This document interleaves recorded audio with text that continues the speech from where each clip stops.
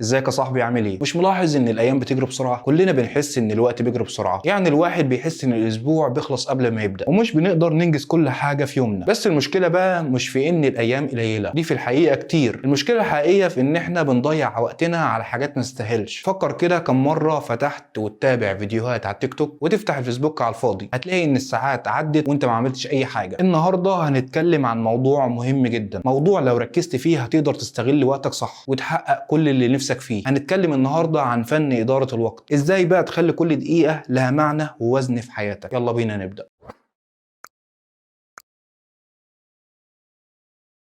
ليه الناس دايما بتحس ان الوقت مش كفايه؟ خليني ابدا بتساؤل مهم. ليه بنحس ان الوقت مش كفايه؟ احيانا ممكن يكون سبب اننا بنحط اهداف كبيره من غير ما نخطط ليها بشكل صحيح. كتير من الناس بتضيع وقتها في انشطه تافهه او في حاجات ملهاش قيمه، مثلا تقضي وقت طويل في تصفح السوشيال ميديا او مشاهده التلفزيون. كل ثانيه بنقضيها في حاجات غير مفيده بتسرق من وقتنا اللي ممكن نستغله في تطوير نفسنا او تحقيق اهدافنا. لازم نفهم ان التاجيل هو اكبر حرام لوقتنا، وعلشان كده كل ما يكون قدامنا اهداف واضحه ونلتزم بتنفيذها كل ما نلاقي وقتنا اوسع. لما تيجي تحط اولوياتك حاول تتبع طريقه مصفوفه ايزنهاور، وهي اداه تستخدم لتنظيم واداره الاولويات والمهام بشكل فعال، اللي بتساعدك تعرف الفرق بين الحاجات المهمه والضروريه. لما تتعلم تصنف المهام هتلاقي انك قادر تركز على الحاجات اللي فعلا بتدفعك للامام. مثلا لو كنت طالب ممكن تحط دراسه امتحان مهمه في المرتبه الاولى، لكن تصفح الانترنت للترفيه يبقى في اخر القائمه. حاول تبدا يومك بمراجعه المهام وخلي عندك أولوية للأهم. بعد شوية هتلاقي إنك مش بس بتحقق أهدافك لكن كمان عندك طاقة إيجابية بفضل التركيز على المهم. الروتين اليومي مش لازم يكون ممل، بالعكس هو اللي هيساعدك تحقق استقرار وتوازن في حياتك. لو قدرت تصنع روتين صباحي فعال هتقدر تبدأ يومك بشكل أفضل. مثلا خد لك دقايق كل صباح عشان تكتب في دفتر إنجازاتك أو تتأمل أو حتى تقرأ. لو عندك روتين ثابت هتلاقي نفسك عارف أنت عاوز تعمل إيه بالظبط، وده هيساعدك في تقليل القلق والتوتر. جرب تضيف شوية نشاط بدني في الروتين بتاعك زي رياضة خفيفة أو تتمشى في منطقتك، هتلاقي إن طاقتك زادت. عشان تكون منتج أكتر حاول تحط لنفسك أهداف واضحة ومحددة. كل ما تكون أهدافك واضحة كل ما تسهل عليك عملية تحقيقها. مثلا بدل ما تقول عايز أتعلم إنجليزي حدد هدفك إنك تدرس ساعة كل يوم لمدة أسبوع، ودايما احرص على تقييم تقدمك. اتعلم من الأخطاء اللي وقعت فيها واحتفل بالنجاحات الصغيرة. لما تشوف نفسك بتحقق تقدم هتزيد ثقتك بنفسك وبالتالي هتكون أكتر إنتاجية. لو عجبك المحتوى اللي بنقدمه وعجبك الفيديو ما تنساش الاشتراك في القناة وتعمل لنا لايك. وبس كده. التشتت بقى جزء من حياتنا اليومية، ومع وجود التكنولوجيا بقى مشكلة أكبر، لكن في شوية استراتيجيات ممكن تساعدك تتغلب على المشتتات. أول حاجة حط لنفسك قواعد، مثلا حدد وقت معين إنك تقلب في موبايلك أو استخدم تطبيقات تقفل المشتتات أثناء الشغل. تقدر كمان تحدد أماكن معينة للتركيز، يعني خلي مكانك في الشغل بعيد عن أي مشتتات وابدأ كل فترة تراجع نفسك. هل حققت اللي أنت عايزه؟ هل كنت مركز؟ كده هتبدأ تحس بالفرق. إدارة طاقتك مش بس وقتك، إدارة الطاقة مهمة جدا، لأن العقل والجسم زي الآلات محتاجين شحن وتفريغ. لو عرفت تنظم وقت الراحة بتاعك هتكون أكتر إنتاجية. حط في جدولك أوقات للراحة، زي حدد لك وقت كده للقعدة مع أصحابك أو ممارسة هوايات بتحبها. والراحة مش بس البدنية